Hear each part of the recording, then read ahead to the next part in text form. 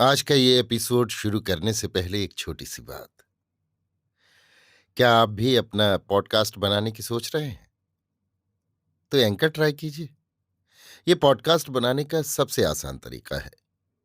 Number 1, ये free है। Number 2, इसमें कई सारे ऐसे टूल्स हैं जो आपको अपने फोन और कंप्यूटर पर रिकॉर्ड और एडिट करने की फैसिलिटी देते हैं। नंबर 3, आप अपने पॉडकास्ट को डिस्ट्रीब्यूट भी कर सकते हैं, जिससे इसे स्पॉटिफाई और दूसरे प्लेटफॉर्म पर सुना जा सके। तो डाउनलोड कीजिए फ्री एंकर ऐप या विजिट कीजिए anchor.fm पर अपना पॉडकास्ट स्टार्ट करने के लिए। ये तो थी एक छोटी सी जानकारी, और अब शुरू करते हैं एपिसोड का सिलसिला। तो आज के एपिसोड में लीजिए सुनिए आचार्य चतुर्सेन शास्त्री के लिखे उपन्यास वयम रक्षामः का पहला भाग, तिल तंदुल, मेरी यानी समीर गोस्वामी की आवाज में। कज्जलकूट के समान गहन श्यामल, अनावृत, उन्मुख यौवन, नीलमणि सी ज्योतिर्मयी बड़ी बड़ी आंखें, तीखे कटाक्षों से भरपूर, जिनमें मध्यसिक्त लाल डोरे, मदघूर्णित दृष्टि, कंबुग्रीवा पर अधर धरे से गहरे लाल उत्फुल्ल अधर, उज्ज्वल हीर का वली सी धवल दंत पंक्ति, संपुष्ट प्रतिबिंबित कपोल और प्रलय मेघ सी सघन गहन काली घुंघराली मुक्त कुंतलावली, जिनमें गुथे ताजे कमलदल, शतदल, कंठ में स्वर्ण तार ग्रथित गुंजामाल, अनावृत उन्मुख अचल यौवन युगल पर निरंतर आघात करता हुआ अंशुफलक, मांसल भुजाओं में स्वर्ण वलय और क्षीण कटी में स्वर्ण मेखला, रक्तांबर मंडित संपुष्ट जघन नितंब, गुल्फ में स्वर्ण पैजनियां, उनके नीचे हेमतार सूत्र ग्रथित कच्छप चर्म उपानत आवृत चरण कमल, सद्यः किशोरी नृत्य कर रही थी चतुष्पथ पर। विषधर भुजंगिनी के समान दोनों अनावृत भुज मृणाल हवा में लहरा रहे थे। उंगलियां चर्मटिका खंजरी पर मृदु आघात कर चरणाघात के सम पर ध्वनित कर रही थीं। चारों ओर आबाल वृद्ध, नगर नागर, नर नाग, देव दैत्य गंधर्व किन्नर, असुर मानुष आर्य व्रात। बहुत देर तक वो नृत्य करती रही, गाती रही, हंसती रही, हंसाती रही, लुभाती रिझाती रही। सभी नरनाग, देव दैत्य, असुर मानुष, आर्यव्रात विमोहित हो उस कज्जलकूट गहन श्यामल अनावृत उन्मुख यौवन के विलास को देख हर्षोन्मत्त हो गए। नृत्य की समाप्ति पर बालिका पर स्वर्णखंड बरसाने लगे। किसी ने आंखों से पिया वो रूप ज्वाल, किसी ने हंसकर आत्मसात किया उसे, किसी ने स्वर्ण दान देते हुए स्पर्श किया उसका कमल कोमल करतल, किसी पर उसने भ्रूपात किया, किसी पर कटाक्षपात, किसी पर बंकिम दृष्टि दी, किसी को देखकर हंस दी। स्वर्णखंड कमर में बांधे चर्मकोश में रखे और स्वर्ण पैजनियों को कच्छप चर्म उपानत पर किंकिरित करती हुई वो चली मध्य की हाट पर।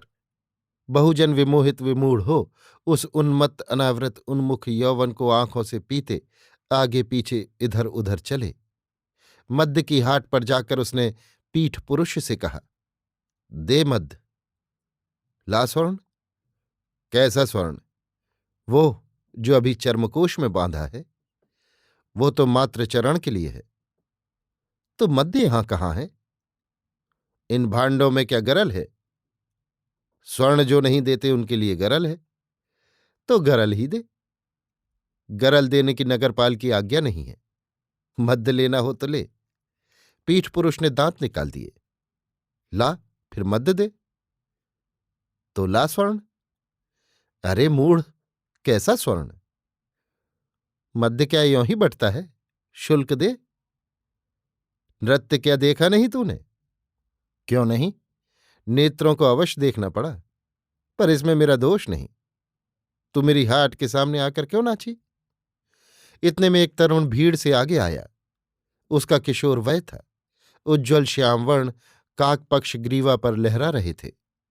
कमर में कृष्णाजिन, कंधे पर धनुष तूणीर, हाथ में शूल, विशाल वक्ष, बड़ी बड़ी आंखें, प्रशस्त ललाट, भीगती मसें, कुंचित भ्रुकुटी, केहरी सी कटी कठोर पिंडलियां, अभय मुद्रा, सुहास सिक्त अभिनंदित मुखश्री। तरुण ने एक स्वर्ण पीठ पुरुष के सामने फेंक कर कहा, स्वर्ण मैं देता हूं, तू उसे मध्य दे। पीठ पुरुष ने हंसकर स्वर्ण को परखा और मंजुषा में रख मध्य भांड उठाकर तरुणी को दे दिया।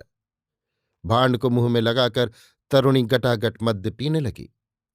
आधा भांड पीकर उसने तृप्त होकर सांस ली, जीभ से होंठों को चाटा, हंसी, फिर 2 कदम आगे बढ़ अपना अनावृत उन्मुख यौवन तरुण के वज्र वक्ष से बिल्कुल सटाकर घूर्णित मदरंजित कटाक्ष तरुण पर फेंक दोनों भुजाओं में मध्य भांड थाम ऊंचा कर उसे तरुण के होंठों से लगाकर कहा, अब तू पी। तरुण ने अपनी भुजाओं में तरुणी को समेट लिया। एक ही सांस में वो सारा मद्य पी गया। फिर उसने तरुणी के लाल लाल होंठों पर अपने मदसिक्त अधर रखकर कहा, अब चल।